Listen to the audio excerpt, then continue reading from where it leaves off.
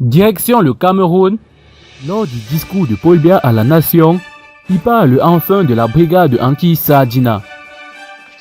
Abonnez-vous à Speedy Info. Surtout, n'oubliez pas de liker la vidéo et activer la cloche de notification.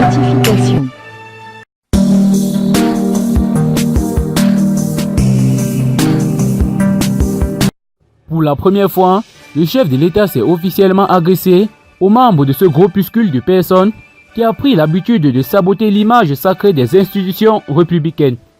C'était au cours de son message à la nation ce 31 décembre 2019. En effet, depuis plus d'un an, certains membres de la diaspora camerounaise, regroupés au sein de l'organisation dénommée Brigade Anti-Sadina, organisent des manifestations pour contester les résultats de l'élection présidentielle du 7 octobre 2018 qui donnait le président sortant Paul Biya largement vainqueur devant l'opposant Maurice Kamto. S'agissant du comportement excessif de certains de nos compatriotes de la diaspora, qu'ils soient ou qu'ils ne soient plus camerounais, je pense qu'ils devraient, par patriotisme, s'abstenir de propos négatifs à l'égard de leur pays d'origine. On doit toujours respecter sa patrie, ses institutions et ceux qui les incarnent, a conseillé le chef de l'État. L'homme réélu à la majorité écrasante le 7 octobre 2018 a évoqué le système démocratique du Cameroun pour inviter les opposants qui contestent encore sa réélection à tourner la page de la présidentielle 2018. Avant de conclure, je voudrais vous dire quelques mots au sujet de notre système démocratique.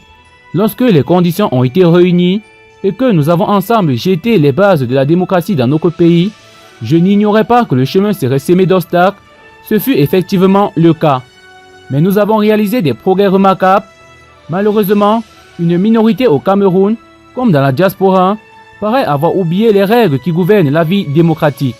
Est-il nécessaire de rappeler qu'une démocratie a pour seul arbitre le peuple souverain lorsque celui-ci s'est prononcé à travers des élections libres et transparentes et que les résultats sont proclamés après l'examen d'éventuels recours? Ces résultats doivent être respectés et acceptés par tous. Ce ne sont ni les réseaux sociaux, ni tel ou tel organe de presse qui peuvent changer les résultats d'une élection. Encore moins les manifestations illégales, les violences et les attaques personnelles ou haineuses.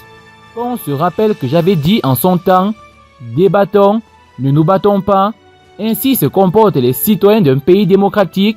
Si l'on veut participer à la vie démocratique de son pays, il faut en respecter les règles et militer dans les partis politiques dont l'activité s'exerce dans le cadre du respect de la loi.